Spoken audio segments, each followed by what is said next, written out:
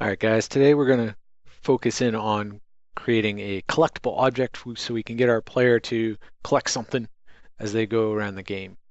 So last time we set up our player movement and got him moving around, we can move the camera. So now we're going to set up a collectible that we can run into, collect it, and either add time or score and add some more fun to the game. All right, so the first thing we're going to do is actually create the model for our collectible. So let's go ahead and create an empty object. I'm going to go ahead and call it collectible. And now we're going to attach any meshes that we want to this object to actually create the shape of it. So I'm just going to create a coin looking effect. You're welcome to combine any of these and make it look what you want. I'm going to use a cylinder and then just turn it sideways to make it look like a coin. So I'll go ahead and shrink it down and turn it sideways by changing the rotation 90 degrees. Pretty generic here, so I'm going to set my coin to be yellow. And for now, the collider that I have on here is a sphere. Since my coin's going to be rotating eventually, the sphere collider is fine for me. If you want to change the type of collider that's on this, what this is going to allow it to do is when this collider, the physical solidness of the object is represented by this sphere, if it runs into the player and its sphere collider, then that's what's going to trigger a collision, and then we can do something in code. Like I said, we can either add time or change the score or whatnot. All right, so you can change that collider to whatever you want it to be over here. So if you don't want that, you can get rid of it, and you can add in under physics any of these types of colliders. All right, to make it a little bit more interesting rather than just a dull cylinder, first of all, I should combine it with my collectible there. So make sure that your mesh is zeroed out right there. So the position is 0, 0, 0. That way it aligns correctly with your collectible object. And instead of our collider being on top of the cylinder object, and again, I'm just going to call this mesh so we don't get it confused. All right, so all this has is the mesh render on it and our material. On the empty collectible parent object, this is where we want our collider to be. So I'm just going to add in a sphere collider. Since I didn't mess with the scale, the collider should be the same size and fit nicely. So like I said, to make this a little bit more interesting, we can go ahead and add a particle system. Now this might be overwhelming at first, but it's definitely a cool effect. So right now by default it just looks like snow going up. So what we need to do is change this, and you can make it look how you want. You can go through all these settings. I'm not going to go through all of them, but you can adjust them and change the speed, the size, the color of the different particles, okay, how it comes out.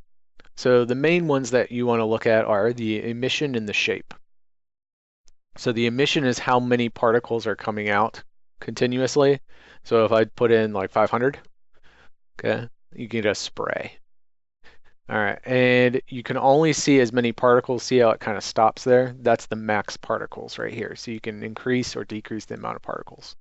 I'd be careful with this though. The computers we're running in our lab right now or in the class can't handle a large amount of graphics, so I would be very careful about that.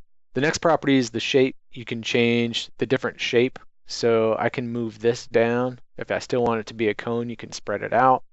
You can change the angle. If I change it to a circle, now it's all coming out in a circle and spreading out. So it's all up to you on how you want these particles to look. All right, once you get that all set up, make sure that you child it to the collectible object as well. So I already have a collectible object set up with the effects that I want to use. So I'm just going to drag that out here, give you a taste of what I created here. So I'm going to go ahead and run the game real quick so you can see what this looks like. All right, so there's my coin. I put a little ring on it, and then I did some kind of sparkle effect that flies up into the air. Okay, so now we're going to program it so that when the player runs into it, we're going to be able to collect it, and it'll disappear from the game. All right, since we're going to create a bunch of these, to actually make it a prefab or a object that we can just pull out and copy, go ahead and grab it from the hierarchy panel and drop it into a folder called prefabs. As soon as you do that, it's going to turn blue, and it'll give you an object right here.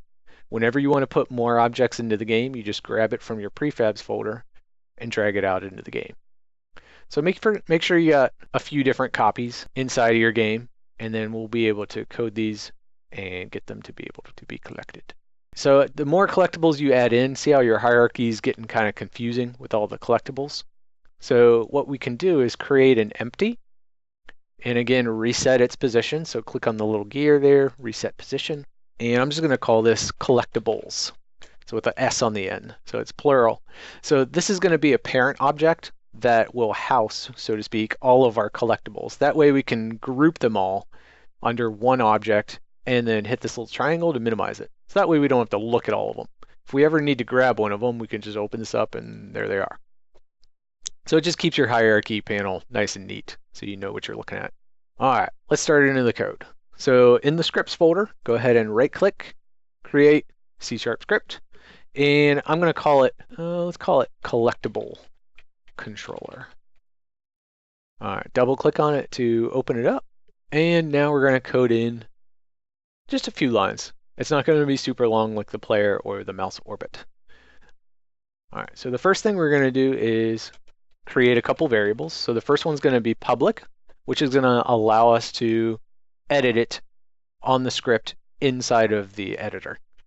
So if it was private, we wouldn't be able to see it or edit it in Unity. All right, we're going to create a float, which is a decimal value, and it's going to be the amount of speed that we're going to rotate this object at.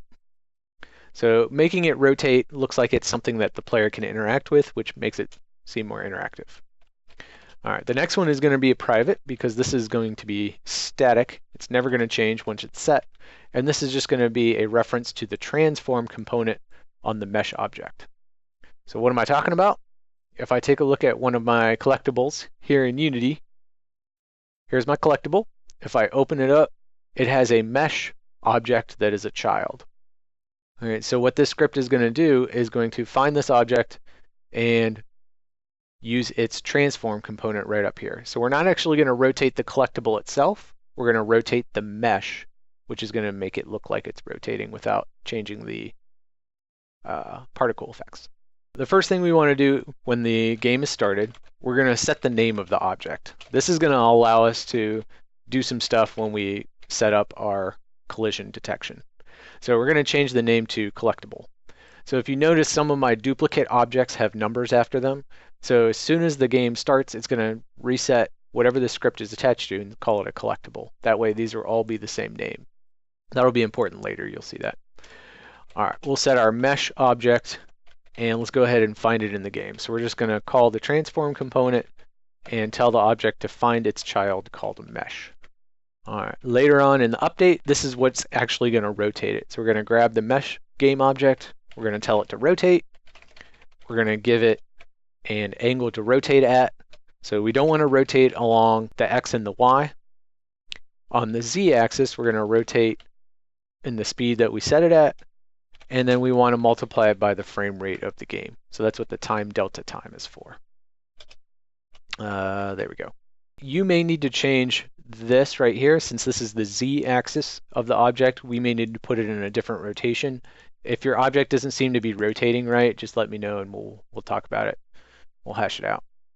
All right, make sure you save that script, come back into Unity, you'll get the little symbol and it compiles. Make sure you don't have any errors in your console. If you do, you got to fix those. Let's go ahead and take a look at my code here, make sure it's all good. And once that script compiles correctly, go ahead and attach it to your prefab. All right, so a couple of different ways you can do that. You can select the prefab in your prefabs folder, go to your scripts and then drag it on there. You could take your collectible here, drag it on, and then click apply at the top, and that'll apply it to the prefab object, so it'll apply it to all of them. What I like to do is the last option, which is click it on the collectible, go to add component, and any scripts that you write are going to be in this option right here. So anytime you want to attach a script, you can just click add component, go to scripts, and all your scripts will be listed here. And I'll click that. Since I'm doing this on the prefab object, it's automatically going to be applied to all these. So if I go through and click on all these, now they all have the collectible controller script attached to it. All right, the rotate speed we may need to change. My speed, I'm going to change it to 120. All right, let's go ahead and take a look at what this looks like now.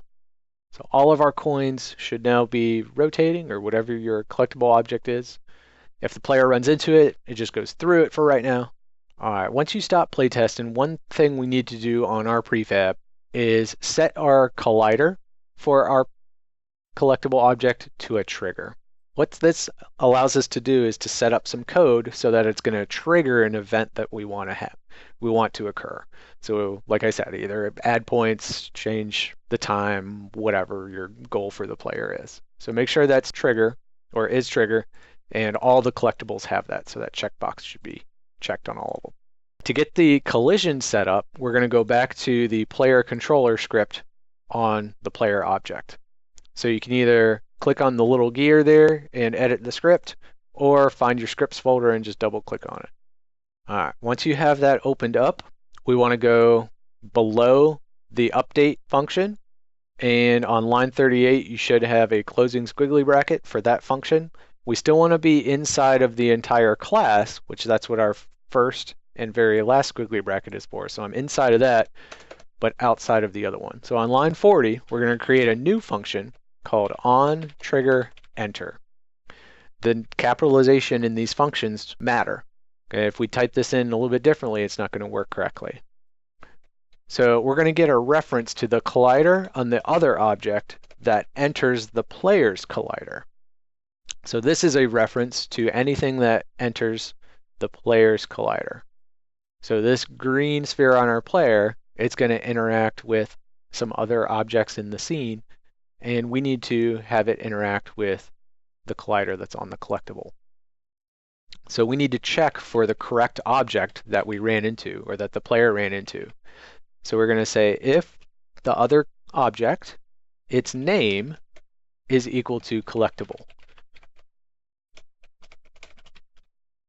All right, so that's why it's important that we have the exact same name for our collectible object. So back in our collectible script, we use this line right here, setting the name of the object. This name right here has to be the exact same as this, capitalization and everything.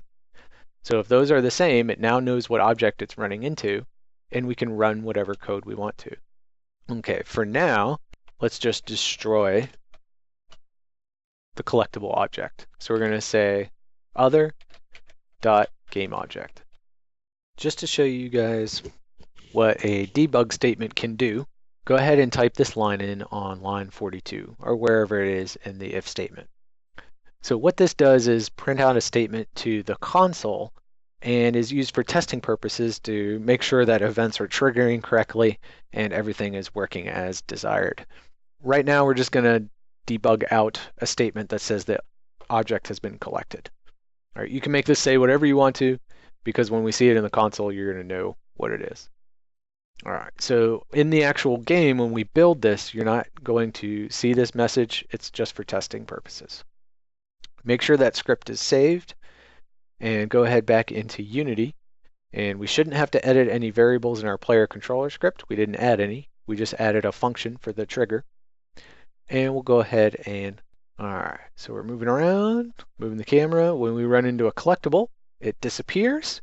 And down in your console, go ahead and find that panel. You should see your debug statement. Collectible has been collected, or whatever you typed in. All right, so now that we have some interaction with our collectibles, we can do something with that. And we'll get into that and some other things in the next tutorial.